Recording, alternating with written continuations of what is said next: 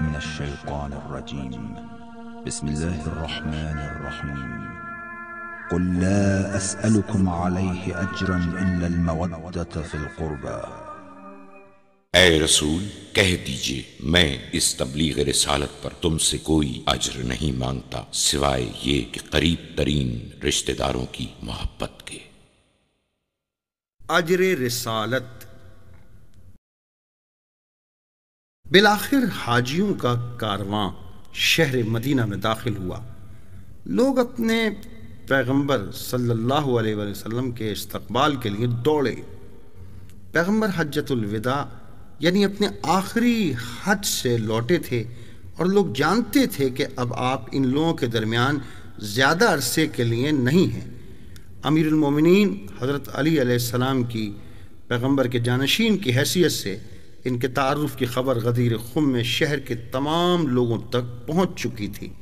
لوگ گروہ در گروہ پیغمبر صلی اللہ علیہ وسلم اور امیر المومنین علی علیہ السلام کے پاس آتے تھے تاکہ دوبارہ حضور صلی اللہ کے اور ان کے جانشین کے ساتھ اپنی بیعت کا اعلان کریں۔ پہلے مہاجرین آئے۔ حضرت علی علیہ السلام جو کہ اپنے گھر بار کو چھوڑ کر پیغمبر اکرم کے ساتھ مدینے آئے تھے، اس کے بعد انصار حضور کی خدمت میں پہنچے۔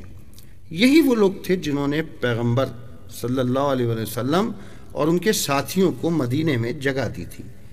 اسی اثنا میں ایک شخص دوسرے تمام لوگوں کے نمائندے کے طور پہ آگے آیا اور ایک صندوق پیغمبر اکرم کے سامنے لایا اور کہا، اے پیغمبر رحمت، آپ کے مبارک قدموں کی برکت نے مدینے میں جنگ اور بھائی کا بھائی کو قتل کرنے کے رواج کو ختم کیا اور ہمیں گمراہی اور جہالت سے نجات دی اور تمام عالم میں بلند مرتبہ کیا۔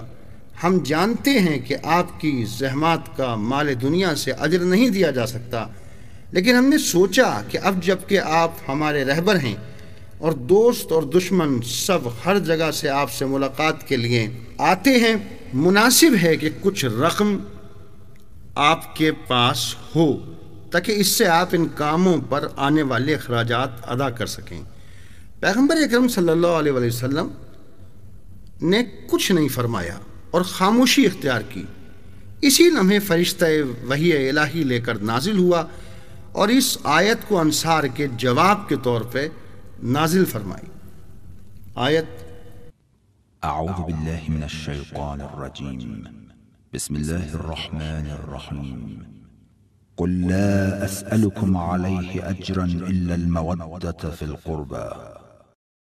تم یہ کہہ دو کہ میں تو اس پر تم سے کوئی مزدوری طلب نہیں کرتا مگر اپنے قرابت داروں کی محبت، اور جو اس میں کوئی نیکی کرے گا اس کی خاطر سے ہم اس کی نیکی کو بہت بڑھا دیں گے، بے شک اللہ بڑا بخشنے والا ہے۔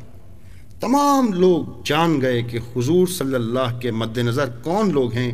امیر المومنین حضرت علی علیہ السلام، فاطمہ زہرا سلام اللہ علیہا، امام حسن علیہ السلام، امام حسین علیہ السلام، یہ لوگ رسول کے لخت جگر تھے۔